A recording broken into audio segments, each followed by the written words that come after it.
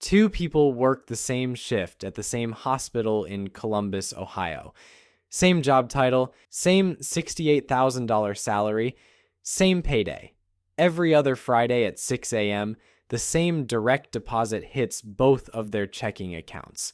One of them is broke by the following Thursday, not metaphorically broke, checking the account before buying gas broke, $40 until payday broke, quietly declining the group dinner broke. The other one just got back from a week in Portugal, has $19,000 sitting in an account most people don't even know exists, and hasn't stressed about a bill since 2023. Same money, same city, roughly the same rent, and no, she doesn't have a side hustle, an inheritance, or a boyfriend who got lucky on crypto. The actual difference between these two people is about 11 minutes every other Friday. That's it. So this isn't really a video about earning more money. It's a video about what happens in the first 48 hours after your paycheck lands, because in 2026, that window decides almost everything. My name is Nick, and I spend a genuinely concerning amount of time thinking about why two people with identical paychecks end up living completely different lives. If you've ever watched your balance hit 0 3 days before payday and wondered where it all went, make sure to subscribe and hit the like button, because today I'm going to walk you through the exact routine to run every single time you get paid, step by step, in order with the actual June 2026 numbers. And I want to be clear about why the updated June 2026 part of this title is not just YouTube packaging. Because if you watched a video like this in 2024, or honestly even in early 2025, a shocking amount of what you heard is now wrong. The contribution limits changed, all of them. The 401k limit is now $24,500. The IRA limit finally moved for the first time in 2 years. It's $7,500 now. The HSA limits changed, the tax brackets changed, there's an entire new tax law that quietly rewired deductions for tips, overtime, and even car loan interest. The student loan plan that 8 million people were on got killed by a federal court, and its replacement launches next month. Savings accounts that paid 5% 2 years ago are drifting down toward 4%, while credit card rates just started climbing again. The average new card offer is sitting at 23.79%. Inflation, which everyone declared dead, came back in April at 3.8%, mostly because gas prices jumped 28% in a year, and the Fed is just standing there, watching, like the rest of us. So the rules of the game shifted again, and nobody sent you a memo. That's fine. That's literally why I'm here. Quick disclaimer before we start. I'm not a financial advisor, and this isn't financial advice. This is a system, the same boring, unglamorous system used by basically every person who quietly builds wealth on a normal salary. I'm just going to show you the order of operations and the math behind each step, and the math, as usual, does not care about anyone's feelings. Before we get to step 1, let me paint you a picture of what we're actually dealing with in June 2026, because the baseline is grim in a way that I think most people feel but haven't seen quantified. Right now, depending on which survey you trust, somewhere around 2/3 of American adults are living paycheck to paycheck. Not 2/3 of low-income Americans, 2/3 of everyone. The Federal Reserve's own household survey, released just a few weeks ago, found that 37% of adults could not cover a $400 emergency with cash. That's roughly 95 million people who are one alternator, one root canal, one vet bill away from a credit card balance at 23.79% interest. Bankrate found that only 46% of Americans have 3 months of expenses saved, and 24%, in a full quarter of the country, or have exactly $0 in emergency savings. Zero.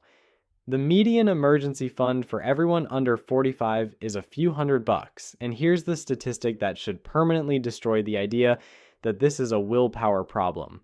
Goldman Sachs surveyed high earners last year and found that 40% of people making over $300,000 a year, $300,000, describe themselves as living paycheck to paycheck. These are people earning more in a year than some houses cost in 2012, and they're sweating the 28th of the month just like everybody else. And I want to pause on what those statistics actually feel like, because paycheck to paycheck is a sterile phrase for a very specific kind of daily experience. Like, it feels like doing the mental math in the grocery checkout line because you're genuinely not sure if the card clears. It feels like driving with the check engine light on for 6 weeks, negotiating with your car like it's a hostage situation, because the diagnostic fee alone isn't in the budget until the 15th. It feels like the small spike of dread when your phone buzzes and it's a bank notification, because lately bank notifications are never good news. It feels like knowing with weird savant level precision exactly how many days until your next deposit, while having absolutely no idea where the last one went. And it feels like the quiet, corrosive suspicion that everyone else got a manual you didn't, because your coworker with your exact salary somehow just booked Portugal. That last feeling is the one I want to kill today, because it's the only one that's flat out false. There is no manual, there's a sequence. And the people who seem effortlessly fine with money are almost without exception just running it. So if income alone fixed this, it would have fixed it somewhere between $68,000 and $300,000. It didn't.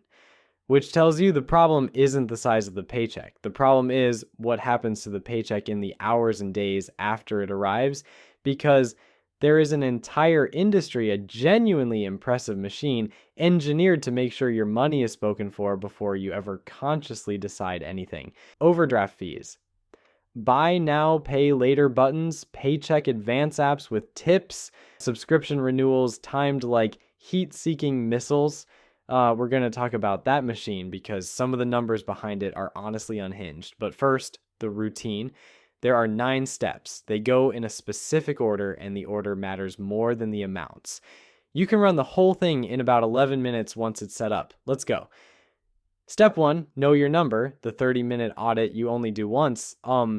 Every payday routine on the internet starts with make a budget, and every viewer's eyes glaze over because budgeting sounds like financial homework assigned by someone who's never had fun. So I'm not going to tell you to budget. I'm going to tell you to find one single number, one time. That number is your true monthly cost of existing: rent or mortgage, utilities, minimum debt payments, insurance. Groceries, real groceries, not aspirational, I'll meal prep lentils, groceries, phone, transportation.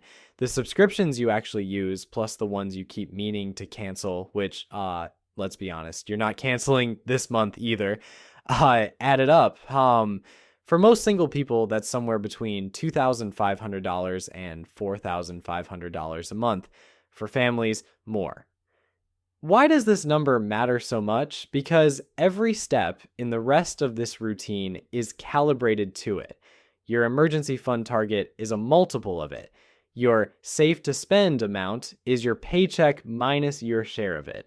Without this number, you're navigating by vibes, and vibes are exactly how 37% of the country ended up unable to handle a $400 surprise. While you're in there, do one more thing that takes 5 minutes and will save you from genuine misery. Look at when your bills are due versus when you get paid. One of the most common ways people get wrecked isn't overspending, it's timing. Payday on the 15th, rent due on the 1st, car payment auto-drafting on the 22nd, and suddenly you're overdrafting, not because you don't have the money, but because the money and the bills keep missing each other like two people texting, "Where are you?" from opposite ends of the same parking lot. Here's the part almost nobody knows. Most credit card companies, most lenders, even a lot of utilities will move your due date if you just ask. It's free. It's a 5-minute phone call. Line your due dates up a few days after your paydays and an entire category of financial pain just evaporates. Okay? You know your number. Now we get to the move that separates the Portugal coworker from the $40 until Thursday coworker. Step 2, pay yourself first, before the money ever touches your hands. Here's the single most important sentence in this entire video. Money that lands in your checking account is already gone. You don't believe me, and that's fine, but your bank statement believes me. Checking accounts are where money goes to be spent. That is their entire personality. The average American checking account pays 0.01% interest, which means your bank is paying you roughly the price of one gumball per year to hold $10,000 while they lend it out at 7%. Your checking account is not on your team. It's a bus station. Money should pass through it, not live there. The fix is something called paying yourself first, and the 2026 version is stupidly easy to set up. Almost every employer payroll system, ADP, Paychex, Gusto, Workday, all of them, lets you split your direct deposit across multiple accounts, not transfer after it arrives, split at the source. You tell HR, send 80% to checking, send 10% to this high yield savings account, send 10% to this investment account. From that day forward, the saving happens before you wake up, before you see it, before the part of your brain that wants a new monitor even knows the money existed. And look, I know how this sounds. Just automate it sounds like advice on a poster in a guidance counselor's office, somewhere between the kitten hanging from a branch and a quote misattributed to Einstein. But this is the one piece of personal finance advice with absolutely overwhelming evidence behind it. So let me show you the receipts. Vanguard manages retirement plans for millions of workers, and they publish the data every year. Like in companies where employees have to voluntarily opt in to the 401k, 77% participate. In companies that automatically enroll people, same humans, same paychecks, same bills, participation is 95%. And among workers earning under $15,000 a year, the people who can least afford to save, voluntary participation is 14%. With automatic enrollment, 77%. The same broke human being saves at 5 times the rate when the saving is automatic instead of a decision. Read that again, because it's quietly one of the most important findings in all of behavioral economics. The difference between savers and non-savers is mostly not character, it's not discipline, it's whether anyone removed the decision for them. Willpower is a terrible employee. It shows up late, takes long lunches, and quits entirely the moment you have a bad day. Automation never has a bad day. Automation doesn't see the flash sale. Automation has never once been emotionally damaged by a Wednesday. How much should you send away before you see it? The classic answer is 20% of take home. That's the old 50-30-20 rule. 50% needs, 30% wants, 20% saving, and in 2026, I'll be straight with you. In a lot of cities, needs alone are eating 60 or 70% of take-home pay, and the people who designed that rule were not paying $1,900 for a one-bedroom. So if 20% is fantasy right now, fine. Start at 5%, start at 2%, start at 1%. If that's the truth of your situation, because the data shows something beautiful happens once the pipe exists. You stop noticing it, and raising it later takes 30 seconds. The amount matters way less than the architecture. Build the pipe first, widen it forever. So that's the engine of the whole routine. Your paycheck lands, and within minutes, automatically, your slices of it are routed somewhere your spending brain can't casually reach. Where exactly do those slices go? That's steps 3 through 8 in priority order. But before we get there, I need to take a short detour because there's a version of getting paid early being sold to millions of people right now that is doing the exact opposite of everything I just described. And the math on it is so bad, I need you to see it. Every payday, before your money even settles, there's a layer of products lined up to take a cut. I call it the extraction layer, and in 2026, it has never been bigger, friendlier, or better designed. It doesn't look like a payday loan store with bars on the windows anymore. It looks like a pastel app with a mascot. Let's start with earned wage access apps. Earnin, Dave, Bridget, that whole family. The pitch is genuinely seductive. You've already worked the hours, why wait 2 weeks for your money? Get $100 of your own paycheck today. No interest, just an optional express fee. Maybe leave a tip, if you're feeling generous, tipping for your own paycheck. We have somehow invented a financial product where you tip a venture-funded app for giving you your own money, and I need everyone to take a second and appreciate how completely deranged that is. Here's what the regulators found when they ran the actual numbers. California's financial watchdog analyzed millions of these transactions and calculated the average effective APR of tip-based advance apps at 334%. 334%. For context, the average payday lender, the industry your parents warned you about, the one with the neon signs, charges about the same. The friendly app and the neon sign are the same product wearing different outfits. The federal CFPB found the typical user takes 27 of these advances per year, which means it's not a one-time bridge, it's a subscription to being 2 weeks behind, because that's the real mechanism. Every advance you take shrinks your next paycheck, which makes you more likely to need another advance, which shrinks the next one. It's a treadmill with a $5 fee per step, and the global industry built on it is projected to hit nearly $9 billion this year. That's $9 billion extracted almost entirely from people who were a few days short. Then there's buy now, pay later, the 4 easy payments button that has colonized every checkout page on the internet. And look, interest-free installments on something you were buying anyway, paid on time, fine, genuinely fine, but the 2026 data says that's not how it's going. LendingTree's latest tracker found 47% of buy now, pay later users paid late in the last year. That's up from 34% just 2 years ago. Nearly half of all users now missing payments and eating fees. 63% of users are juggling multiple BNPL loans at once, often across different apps, which means there are millions of people who could not tell you, with a gun to their head, what they actually owe next Friday. The entire product is engineered to make spending feel smaller than it is. A $240 jacket is a confrontation. 4 payments of $60 is a rounding error, except it's 4 rounding errors stacked on 6 other purchases rounding errors, all quietly auto-drafting against a checking account that, as we established, was already gone. And the granddaddy of the extraction layer, the overdraft. You're $4 short, your $6 coffee goes through anyway, and your bank charges you $35 for the privilege. That is functionally a $35 fee for a $4 3-day loan, an APR with so many digits it looks like a phone number.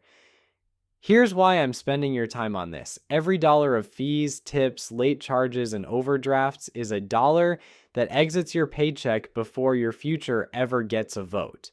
The entire payday routine in this video is, at its core, one move: putting yourself in line ahead of these guys.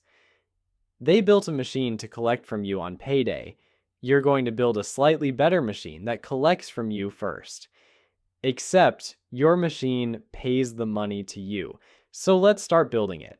First destination for those automatic slices, the fun that makes every one of these products irrelevant. Step 3, the starter emergency fund, $1,000 to $2,500, and where it lives matters. The first money you root out of your paycheck goes to a starter emergency fund, not the full 3 to 6 months fortress, we'll get there, just a fast pile of $1,000 to $2,500. Dave Ramsey has said $1,000 for decades, and respectfully, $1,000 in 2026 is one brake job plus a parking ticket. With the average emergency room visit, car repair, and vet bill all having inflated dramatically, I'd push toward $2,000 to $2,500 if you can. This fund has exactly one job, and it's not to make you rich. It's to be a moat between your life and the extraction layer. Without it, every surprise becomes debt at 23.79%, or an advance at 334%, or an overdraft at don't even ask. With it, a surprise is just an inconvenience. You pay it, you refill the fund over the next few paychecks, and the machine gets nothing. The starter emergency fund is the single highest return investment most people will ever make, not because of what it earns, but because of what it prevents. Where it lives. This is the part where I get to show you the laziest free money in America, because where you park cash matters enormously in 2026. The national average savings account pays 0.38%. Your big bank checking account pays 0.01%. Meanwhile, high-yield savings accounts, same FDIC insurance, same access to your money, Usually a 2-minute online sign up are paying right around 4%, with the best ones a bit above that. Let me make that concrete. $10,000 sitting in a typical checking account earns you $1 per year. $1. The same $10,000 in a 4% high-yield savings account earns about $400 a year. Same money, same insurance, same liquidity, 400 times the return for one form. There is no other decision in your financial life with that ratio. Nothing else even gets close. And yet the majority of American savings is still sitting in accounts earning functionally nothing because the big banks are betting, correctly so far, that you won't spend 15 minutes moving it. Every month you leave it there, you're donating roughly $33 per $10,000 to a bank that just reported record profits, or they're not even going to send a thank you card. One catch worth knowing: in June 2026, these rates are drifting down. HIESAs were paying 5% in 2023. They're around 4 to 4.2% now, and several banks have trimmed rates just in the past month. The Fed has been parked at 3.5 to 3.75% since December, and whenever they cut again, savings yields will follow. So the window where cash pays you something real is open, but it's slowly closing. All the more reason to set this up this week and not, in the vague future where we all also start stretching daily. So paycheck lands, automatic slice goes to the HYSA until there's $2,000-ish in it. Moat built. Next priority, and this one is the closest thing to a cheat code that exists in legitimate finance. Step 4, the employer match a guaranteed 50 to 100% return, and half of you are leaving it on the table. If your job offers a 401k match and you are not capturing all of it, I need you to stop multitasking for 60 seconds because this is the most important math in the video. A typical match works like this. Your employer matches 50% of everything you contribute, up to 6% of your salary. Say you make $60,000. You put in 6%. That's $3,600 a year, about $138 per biweekly paycheck. Your employer adds $1,800. That is a 50% return on your money, instantly guaranteed before the market does anything at all. There is no investment on earth that legally offers a guaranteed 50% return. The S&P 500's good years are 20-something%. Warren Buffett's lifetime average is about 20%. Your boring HR benefit beats Warren Buffett by 30 points every single year with zero risk, and the enrollment form takes 10 minutes. Skipping the match is mathematically telling your employer, you know that $1,800 raise you offered me? I'm good, actually. Nobody would say that sentence out loud. Millions of people say it through inaction every year. And the long run cost is so much worse than $1,800 because that money compounds. Take just the match, just the employer's $1,800 a year, not even your own contributions. You invested in a boring index fund earning 7% real returns and run it over a 40-year career. It grows to roughly $359,000. Let me say that again. The free portion alone, the money that costs you literally nothing beyond contributing enough to trigger it, is worth about $359,000 by retirement. That is the price of I'll set up my 401k eventually. Eventually is the most expensive word in the English language. For 2026, the contribution limit on a 401k is $24,500. And if you're 50 or older, you can add another $8,000 on top. And there's even a weird new super catch-up of $11,250 for people aged 60 to 63, because apparently Congress decided retirement rules weren't confusing enough. But hear me clearly, at this step, you do not need to max anything. Maxing comes way later in the order. Right now, the assignment is exactly one thing. Contribute whatever percentage unlocks every dollar of match your employer offers, not a penny more yet. Free money first. Then we go pay off the expensive kind. Step 5. Kill the high interest debt because 23.79% is a 5 alarm fire. Once the match is captured, every spare dollar in your payday routine points at one target: debt charging more than about 7 or 8% interest. In practice, that means credit cards, and in 2026, the credit card situation is genuinely historic. Yet Americans are carrying $1.25 trillion in card balances. That's trillion with a T, up 63% from the pandemic low 5 years ago, and the average APR on new card offers just ticked up to 23.79% in May, the first increase in 8 months. People actually carrying balances are paying an average of 21.5%. I want to show you what those numbers do to a real person, because APRs are abstract until you watch one eat someone alive. Say you've got a $10,000 balance at 23.79%, which, given that the average card debtor owes around $7,000 to $10,000, is not exotic. Your statement cheerfully offers a minimum payment of about 2% of the balance. $200 feels manageable, feels designed to be manageable. Here's what the minimum payment actually buys you: over 30 years of payments and more than $15,000 in interest.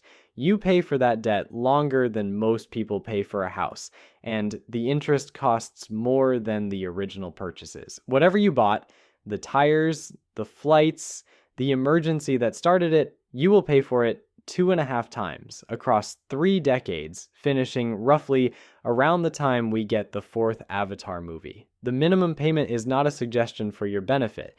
It is precision engineered to be the largest number you'll tolerate paying forever. The card company's dream customer is not someone who pays in full. They actually have an internal word for those people: deadbeats. I'm not joking. In industry slang, paying your bill in full makes you a deadbeat. Their dream customer is you, minimuming along for 30 years like a financial Groundhog Day. Now watch what happens when the payday routine attacks it instead. Same $10,000, same brutal 23.79%, but you automate $300 per paycheck month at it, paid off in about 50 months, call it 4 years, with around $5,000 in interest instead of $15,000 plus. The difference between the minimum and an extra $100 a month is 26 years of your life and $10,000. That's the trade on the table every payday. Quick word on method, because the internet loves this fight. The avalanche method, highest interest rate first, is mathematically optimal.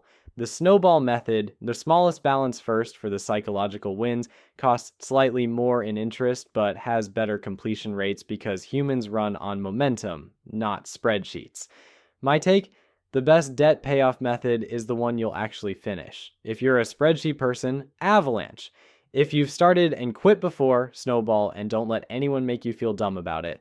The system that works beats the system that's perfect 100% of the time. And while you're at it, stop adding to the pile. This is where those sinking funds come in, little label buckets inside your HYSA for the expenses that pretend to be emergencies every year but are actually just December. Christmas is not an emergency. Christmas is on December 25th every single year with shocking reliability. Car registration, annual insurance premiums, back to school. These are payday line items, $20 a check into a label bucket so they never touch a card again.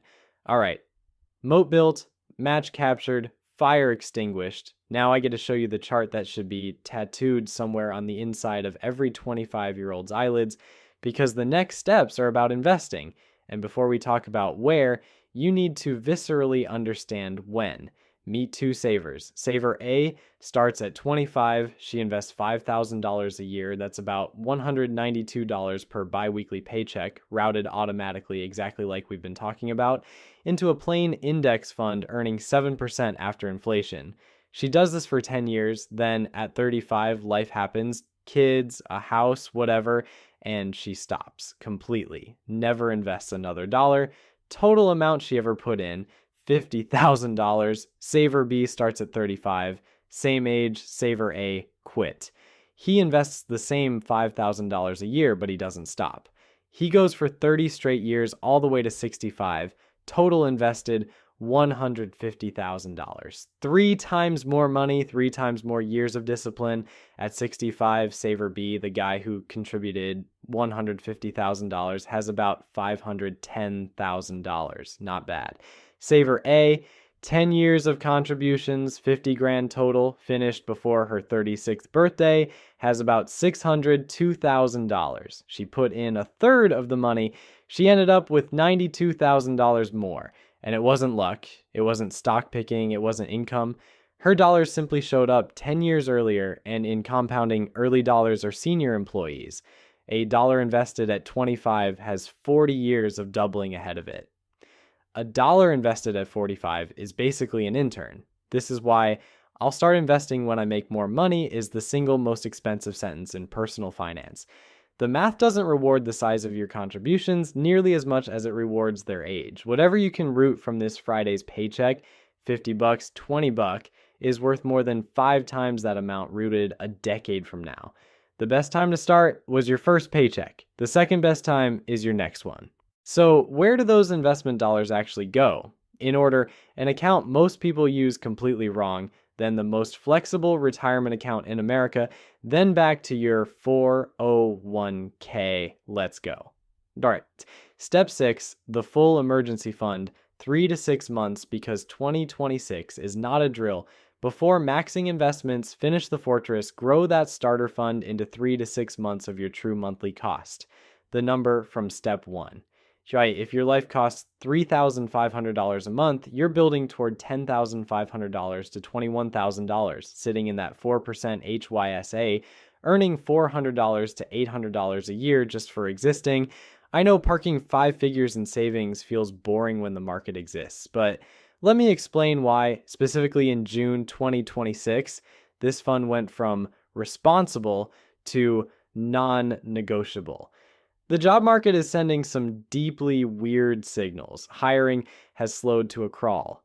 And in May, last month, US companies announced 97,000 job cuts, the worst May since 2020, with 40% of them explicitly attributed to AI. 40%.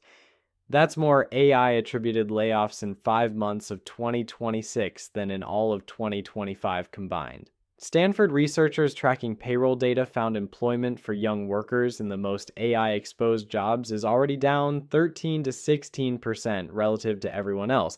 I'm not saying that to doom scroll at you. The unemployment rate is still a historically normal 4.3%, but the texture has changed.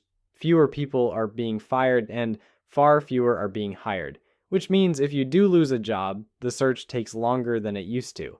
An emergency fund isn't really money. It's time. It's the difference between taking the right next job and taking the first one that returns your call. 3 to 6 months of runway converts a crisis into a sabbatical with paperwork. How big within that range? Stable job, 2 incomes in the house, in-demand skills. 3 months is fine. Single income, commission-based, or working in one of those AI-exposed fields, push toward 6. And then stop. Seriously, stop. Past 6 months, cash earning 4% while inflation runs 3.8% is treading water, and every extra dollar belongs in the next steps where it can actually grow. Step 7, the HSA, the best account in America that everyone uses wrong. Now we invest, and we start with an account most people think is a medical debit card, the health savings account. If you have a high deductible health plan, you have access to the only account in the entire US tax code with a triple tax advantage. Money goes in untaxed, it grows untaxed, and it comes out untaxed for medical expenses. The IRS, an organization that taxes Olympic medals and found money, looks at the HSA and just waves it through 3 times. It's the only account where they never get a bite, and it is hiding in your benefits portal behind a beige login screen. The 2026 limits, $4,400 for individual coverage, $8,750 for family. And the math on contributing through payroll is immediate. That $4,400 avoids federal income tax and payroll tax. So a person in the 22% bracket keeps roughly $1,300 that would have gone to the government. That's the return before you've invested a cent. Here's the part almost nobody does. Inside most HSAs, you can invest the balance in index funds, and if you can manage to pay routine medical costs out of pocket and let the HSA ride, it becomes a stealth retirement account. $4,400 a year at 7% real returns for 30 years is around $415,000 of completely tax-free medical money. And after 65, you can withdraw it for anything, taxed like a regular retirement account. Worst case, it's a great 401k. Best case, it's tax-free forever. Given that healthcare is basically guaranteed to be one of your largest retirement expenses, this is the closest thing to a legal loophole the average person will ever touch. And a genuinely new 2026 wrinkle. The big tax law that passed last July expanded HSA eligibility for the first time in 2 decades. As of January, all bronze and catastrophic marketplace plans count as HSA qualified, which made millions of self-employed people, freelancers, and gig workers newly eligible, most of whom have no idea. If you buy your own insurance, go check today. This is free money on the table territory. Step 8, the Roth IRA, $7,500 of future tax-free money every year. Next slice of the paycheck goes to a Roth IRA, and if the HSA is the best account in America, the Roth is the most flexible. The deal? You contribute money you've already paid taxes on, and in exchange, it grows tax-free and comes out tax-free in retirement. Every dollar of growth, decades of compounding, the government never touches again. For 2026, the limit finally went up for the first time in 2 years, $7,500 or $8,600 if you're 50 plus. That works out to about $288 per biweekly paycheck to max it, or more realistically for most people, whatever slice you can spare after the previous steps. Why Roth instead of more pre-tax 401k money at this stage? 3 reasons, fast.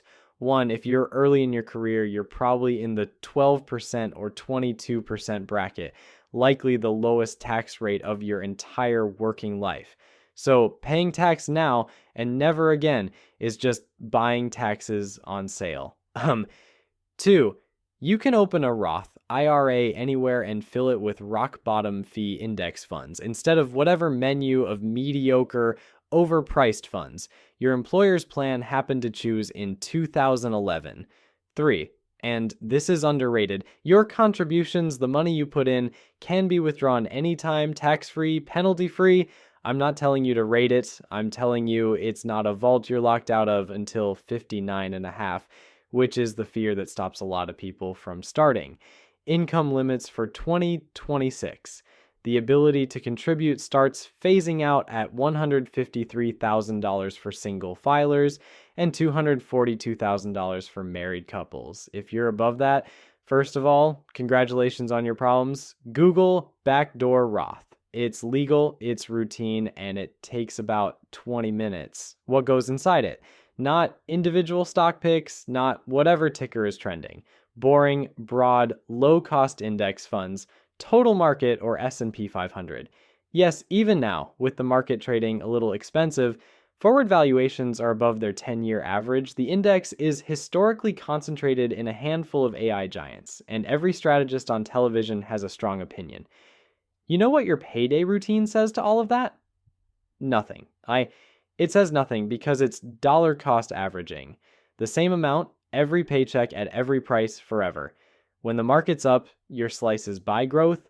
When it crashes, and at some point it will, your slices quietly buy the dip you'd never have the stomach to buy manually.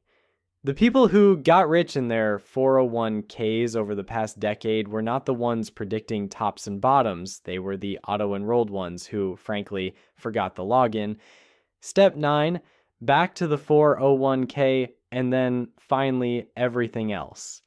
If you've made it this far, match captured, debt dead, fortress funded, HSA, and Roth flowing, the next destination is back to your 401k, climbing from the match level toward that $24,500 cap as income allows.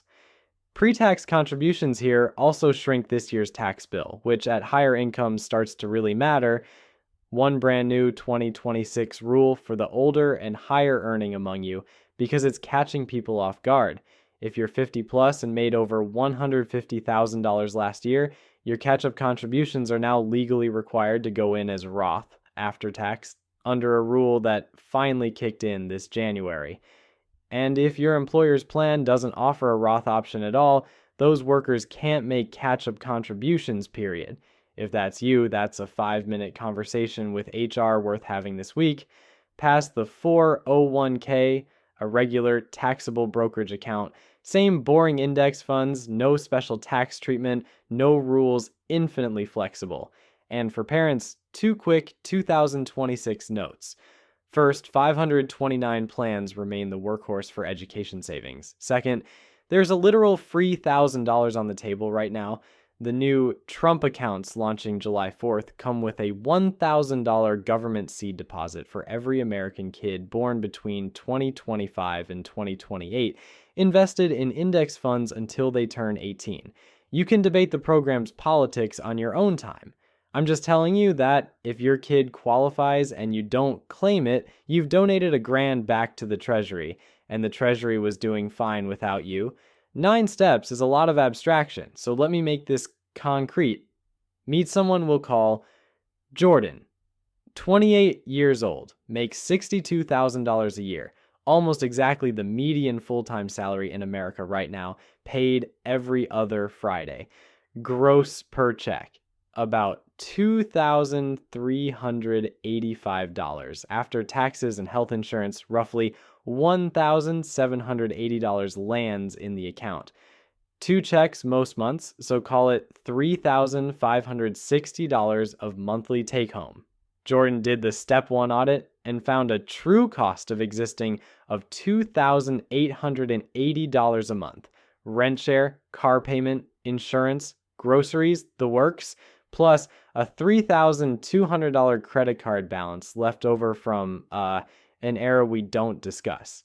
Here's Jordan's 11-minute machine. First, in the 401k portal, contribution set to 6%, which is $143 per check pre-tax, and the employer's 50% match drops another $71 on top.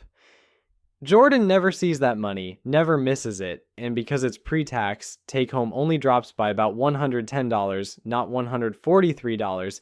The IRS quietly subsidizes the difference. Already, $214 per check is flowing into investments, and only $110 of lifestyle actually left the building. Second, the direct deposit split at HR, $130 per check to the high-yield savings account, $35 per check into sinking fund buckets for Christmas, car registration, and the annual insurance premium that used to ambush him every March like a financial jump scare. Third, auto pay on every bill, due dates all clustered in the 5 days after payday. Fourth, the surplus, what's left of each check after the split, and is half of the bills, is around $180, and every cent of it is auto-throwing itself at that credit card, which at $360 a month will be dead in about 10 months instead of the 11 years the minimum payment was offering. Total setup time, 1 Saturday afternoon and 1 mildly awkward email to HR. Total ongoing effort, glancing at it on paydays, and 10 months from now when the card dies, that $360 a month doesn't go back into the spending pool. It reroutes to the Roth IRA with 1 click because the pipe already exists. That's how the routine compounds, not through heroics, but through redirects. Oh, and one more thing Jordan discovered, which bi-weekly people sleep on constantly. Getting paid every 2 weeks means 26 checks a year, not 24. Twice a year, a month contains a third paycheck. An entire extra $1,780 that no bill is expecting and no budget has claimed. Most people let it dissolve into the checking account like sugar into coffee, gone without a trace. Jordan's rule, and now yours, the third check belongs entirely to the routine. 2 bonus paychecks a year, aimed at the current priority step, is over $3,500 of progress that costs your lifestyle literally nothing. It's found money. Act like you found it. And now the step the finance industry never talks about, which might be the most important one for actually sticking with this. Whatever's left after the routine runs is yours. Completely. Spend it on whatever makes you happy with zero guilt and zero spreadsheet because the system already paid your future first. The lattes are fine. The lattes were always fine. Anyone doing latte math at you was avoiding the real numbers because skipping a $6 coffee every workday saves about $1,500 a year, while the routine we just built moves 10 times that without you feeling it. This guilt-free piece isn't a reward, it's load-bearing. Budgets fail the way diets fail. Total restriction, willpower, collapse, shame, repeat. The payday routine works precisely because it asks for willpower exactly once on setup day and never again. After that, the version of you that wants things and the version of you that's building wealth stop fighting because they've each got their own money. It's also your defense against the thing that gets the $300,000 earners. Remember them. 40% living paycheck to paycheck, that's lifestyle creep. Every raise instantly absorbed into a slightly nicer everything until the new income level feels just as tight as the old one. The routine has a built-in antidote, and it takes 1 minute a year every time you get a raise before you ever see the new amount. Split it. Half to the automatic slices, half to your life. You still feel every raise, your savings rate still climbs forever. The hedonic treadmill never finds out. 3 rapid housekeeping items because they affect what's actually in your paycheck this year. 1, student loans. The SAVE plan is dead. Courts killed it, and its replacement, called WRAP, launches July 1st. Payments will run 1 to 10% of your total income, minimum $10 a month. Forgiveness stretched to 30 years if you're one of the nearly 8 million borrowers in limbo right now. Picking your new plan is a this summer task, not a someday task, because for many people, payments are about to restart whether they've chosen or not. 2, if you earn tips or overtime, the new tax law lets you deduct up to $25,000 in tips and up to $12,500 in overtime pay from your taxable income through 2028. And there's even a deduction of up to $10,000 for interest on loans for new American-built cars. If any of that's you, adjust your withholding so you get that money in your paychecks now instead of lending it to the IRS until next April. Interest-free, like a chump. 3, inflation's back, 3.8% in April, mostly gas and groceries, and the Fed meets again June 17th. Borrowing is still expensive across the board. The average 30-year mortgage is sitting at 6.48%, the average new car loan around 7%, and as we covered, cards just climbed to 23.79%. Translation, don't count on savings rates rising, don't count on borrowing getting cheap, and definitely don't make a major debt decision because some headline promised rate cuts that have now been coming soon for about a year. The routine doesn't care what the Fed does on the 17th. That's kind of its whole charm. Let the routine, not the headlines, make your decisions. Now, I know what some of you are thinking, so let's just do this directly. Nick, there's nothing left to automate. The paycheck is gone before it lands. For a lot of people in 2026, with rent where it is, and groceries up another 3% on top of last year's increases, that is just true.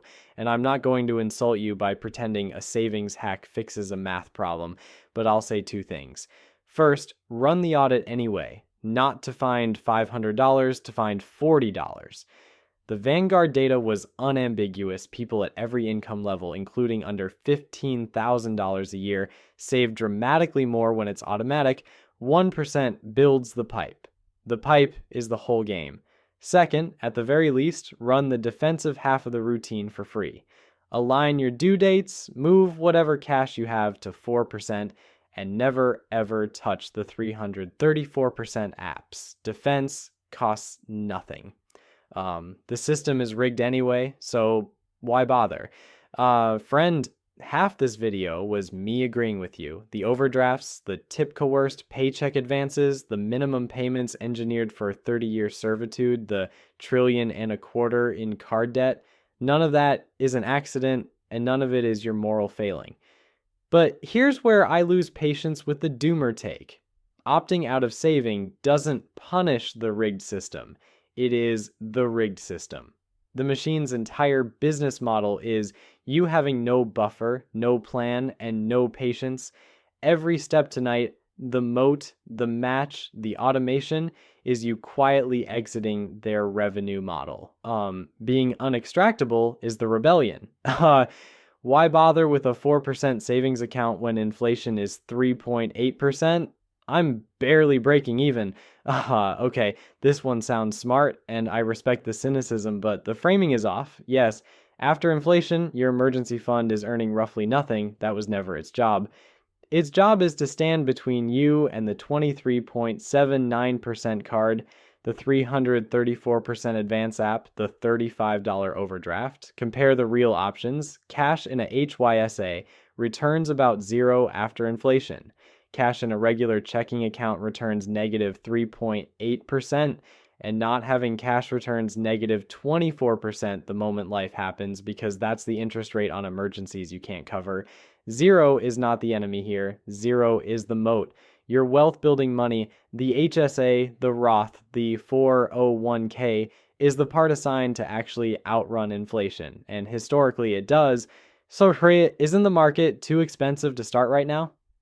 Maybe.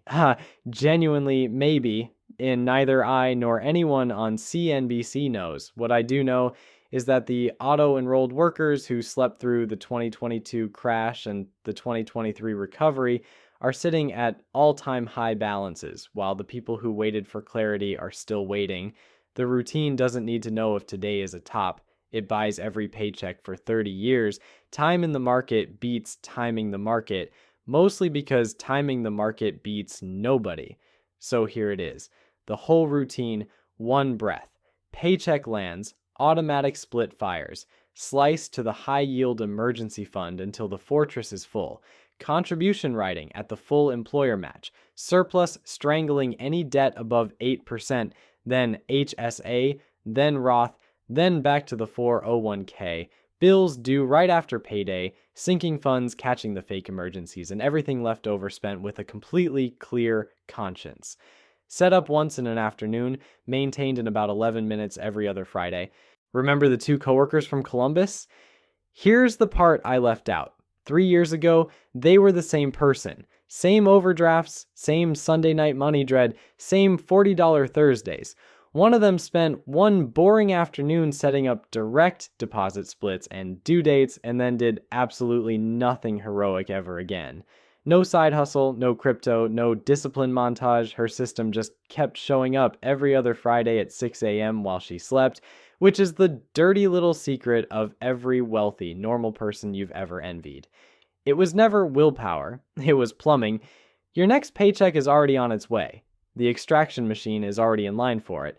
The only question is whether, this time, something of yours is standing in line first. Build the pipe this week, and 10 years from now you'll either thank yourself or be watching the June 2036 version of this video wishing you had. I'll see you in the next one.